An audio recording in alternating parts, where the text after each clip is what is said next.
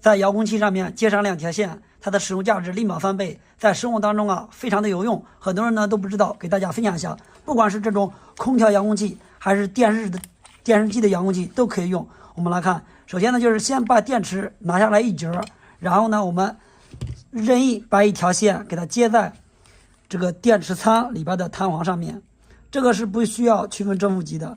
我们把它接上去以后，然后接下来另外一条线呢，我们给它先打个折，然后呢把它粘在电池的负极上面，用个胶带我们给它固定一下。你看，这样给它固定好了以后，接下来再给它安装到电池仓里面。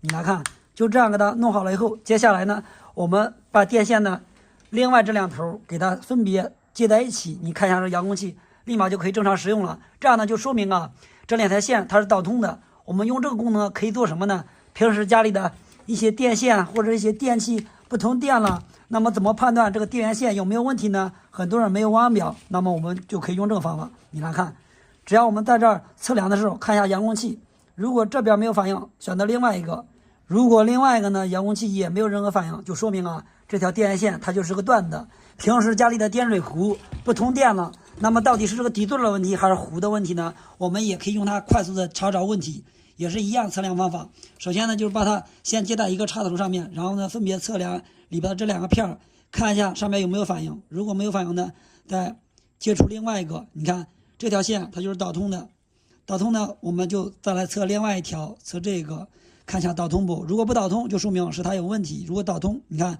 导通的，只要导通啊，就说明底座没有问题。那么它的问题呢，就是在这个电水壶上面。我们也可以用它来快速的检测电水壶。你来看，首先呢，我们先测一下这个开关有没有问题，先把开关打到开的位置。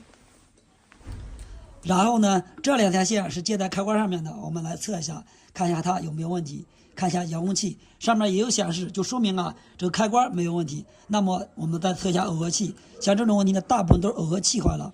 我们来看一下，这样测，如果这样测显示呢，就说明这一条是没问题的。